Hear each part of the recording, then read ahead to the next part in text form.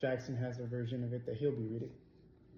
So what my version says is, we also rejoice in our sufferings because we know that suffering produces perseverance, character, and character, hope, and hope does not disappoint us.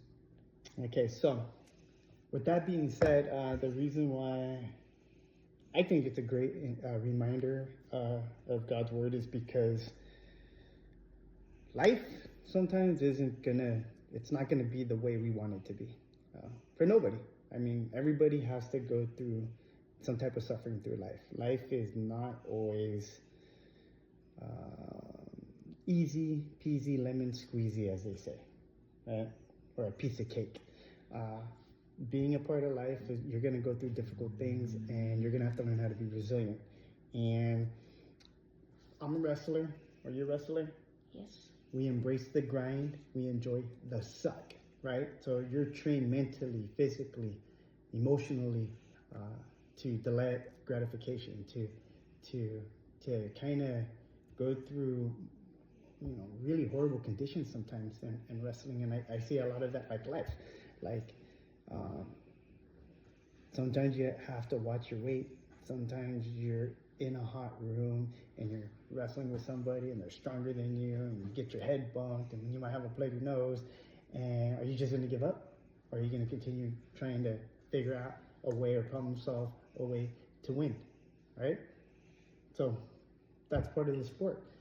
That's an analogy of life. Life is like that. So when we get into the situation of sucky parts in life, like how do we rejoice in it? Like, how do you get happy in that, right? Because in the Bible it does say like rejoice in the suffering, right? And when you do that, you build a mental capacity to overcome hard things. And when you do that, you become more resilient, and that produces perseverance. And that's one thing as a father that I try to model to my kid all the time is perseverance. Like, how do we get back up? If you fall down, get back up. Keep moving forward. Problem solved. All right? You didn't get it yet. It's the power of yet. It's that growth mindset. And when you do that over time and you keep practicing over and over and over, you build character. Like, people get to know you, the true you, in those moments. And the Bible reminds us that in those moments we don't give up. We persevere, and you have that character, and you can hope with that things will go eventually your way, and that's life. And so, what do you think about it, Jack? What do you think about this verse? Do you embrace the suck? Yeah. Well, if you do, what do you get out of it? What's a little kid's version of getting, like, why is that important to you? You're just a little kid. You're supposed to get everything easy and given to you, and you're not supposed to fall down or get hurt. I'm supposed to bubble wrap you for your whole life. I think it's important because for me, like my dad said, like you said, I wrestle, so I can't just like always get my way, and I will get hurt, and I will bleed. Maybe this hasn't happened to me yet, but maybe I could break a bone. And that's why embracing the suck is important. So when you get past the suck and you embrace the suck and you don't have that type of fear anymore, what can you have? What do you get? Like, what's the best thing you can get out of it if you don't quit? The best thing I could get out is I could win more matches and learning from your what? Mistakes. You learn from your mistakes. You get past your mistakes. You learn. If you get tired, what do you need to do more? Condition. If you're not as strong, what do you need to do more? Work out. If you're too small for the weight, what do you need to do?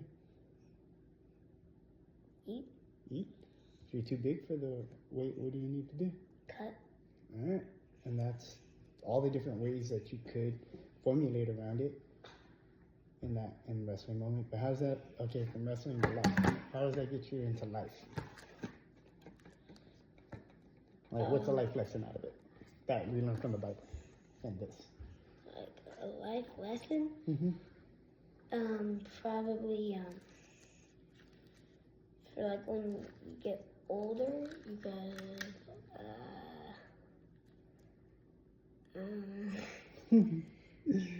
It's a good question. when you get older, Yeah. How can you use this when you get older in life? you can use it by